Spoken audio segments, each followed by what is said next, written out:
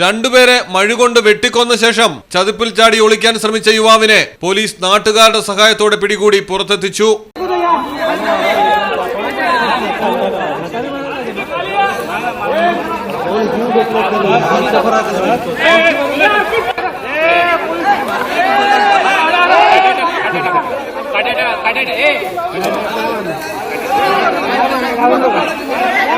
മഹാരാഷ്ട്രയിലാണ് ഞെട്ടിക്കുന്ന സംഭവം. പാൽക്കറിൽ വെച്ചാണ് പ്രദേശത്ത് ദിവസങ്ങളായി ഉണ്ടായിരുന്ന യുവാവ് ആദ്യം ഒരാളെ മഴുകൊണ്ട് വെട്ടിയത്. ഇത് കണ്ടുനിന്നയാൾ ഉടൻ പോലീസിൽ വിവരമറിയിച്ചെങ്കിലും പോലീസ് എത്തുന്നതിന് മുൻപ് രണ്ടാമത്തെയാളെയും പ്രതി വെട്ടിക്കൊലപ്പെടുത്തി. തുടർന്നാണ് ചതുപ്പിൽ ചാടിയത്. പ്രതിക്ക് മാനസിക അസ്വാസ്ഥ്യമുണ്ടെന്നാണ് പ്രാഥമിക റിപ്പോർട്ടുകൾ.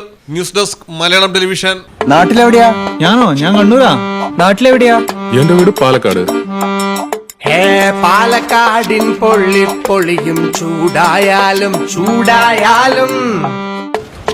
കോഴിക്കോടിൻ കാറ്റിൽ കിനിയും ഉപ്പായാലും നാട്ടിലെവിടെയാണേലും കാലാവസ്ഥ എന്താണേലും സിമെന്റ് JSW കോൺക്രീറ്റ് HD തന്നെ. നാട്ടിലെവിടെയാ?